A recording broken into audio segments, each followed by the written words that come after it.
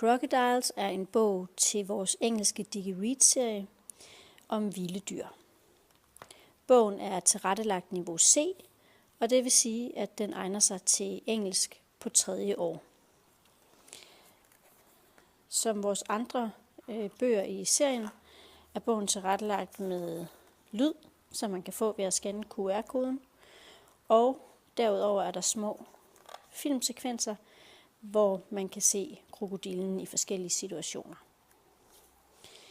Undervejs er de sværeste ord oversat på hver side, og går man om til slut i bogen,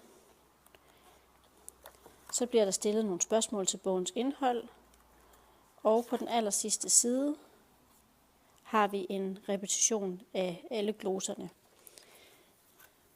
Vi kan lige høre et eksempel på oplæsningen her. Crocodiles. Crocodiles are big reptiles. They are the biggest animals that live both in water and on land. Crocodiles live where it's sunny and hot. They need the sun to keep them warm.